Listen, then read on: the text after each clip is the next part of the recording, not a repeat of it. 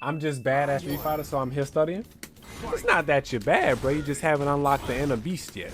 I don't know if you discovered my YouTube channel or not, bro, but I got a whole playlist that's dedicated to tutorials for this game. It got like 50+ videos in there.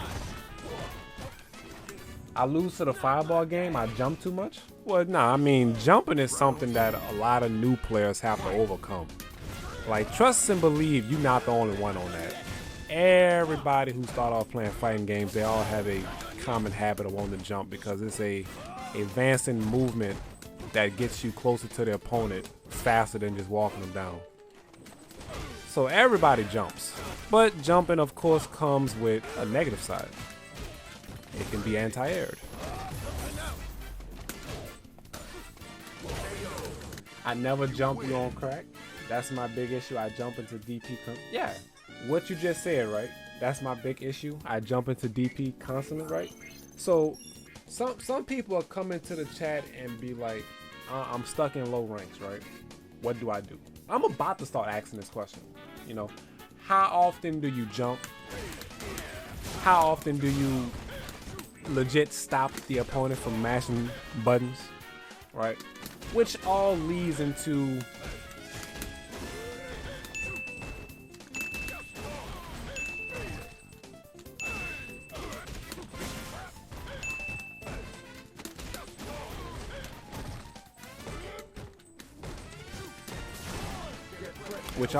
this right here. Understanding buttons to string together in order to stop the opponent from mashing. I kind of zoned out and started doing it instead of talking about it. It's a lot of information to throw out there at first, but it's something that you just have to slowly work on the more you play the game. Because sooner or later, you're going to get tired of losing because you're jumping. It's going to click to you sooner or later, right? It may not click right away, but one day you're going to sit down and just be like, I'm ready to take this game serious. I'm ready to stop losing because of me constantly jumping.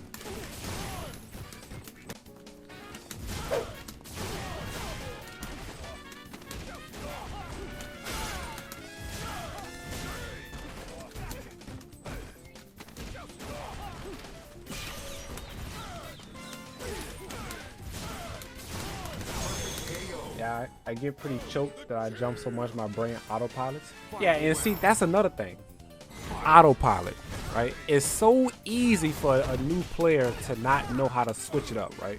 Say your opponent is constantly doing something that's negating your offense. You see what they're doing, but you don't exactly know what to do, so you continue to autopilot what you know. Like, it's a lot to take into consideration when trying to get better at this game. Adapting.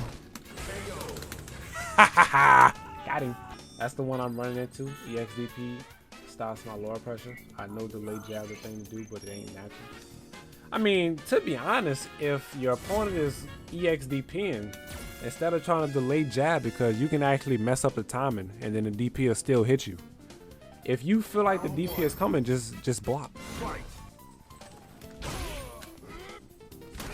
Like, you see how I didn't you see how I didn't screw smash this dude like 2 to 3 times from full screen for him trying to jump in from that angle, and he's still doing it? So y'all may feel like that's a low rank thing for people to continue to do the same thing, but it happens at all ranks, bro. People never learn, all right? It's just worse at low ranks, but trust and believe, it doesn't get better at high ranks. Because you would have thought that this person wouldn't have done it no more after getting beat 2 to 3 times. And he do it again. You gonna do it again? You see? You see? Like, why he continue to do it if it's getting beat? So at this given time, I just sit back and allow him to kill himself. I have the life lead. I no longer have to go in. Like, I'm checking dashes if you do something bad and then you just die. When people show you, see, this is a common playstyle that a player could take and just win with, right? Once you see what your opponent is doing, just sit back and let them kill themselves. If they not willing to change it up, just sit back. You crouch just like this and you wait for them to jump.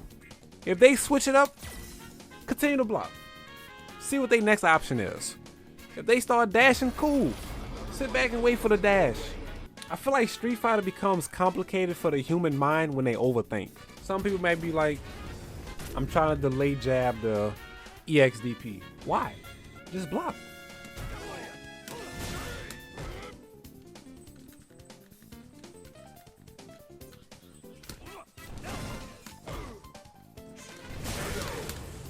That right there.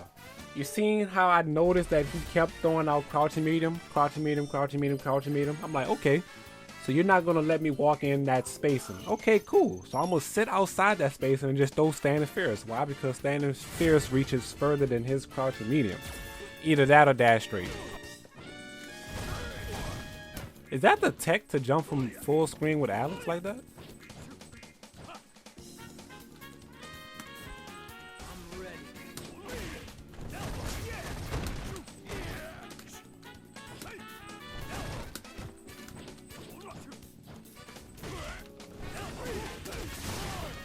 Got him.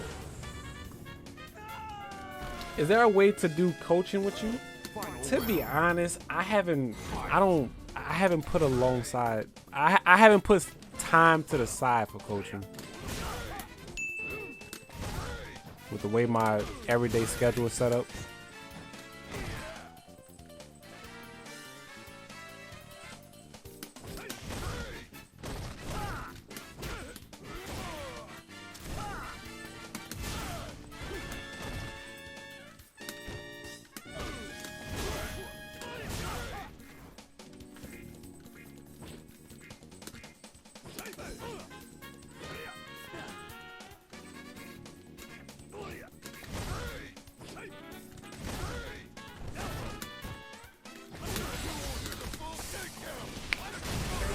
Gotcha.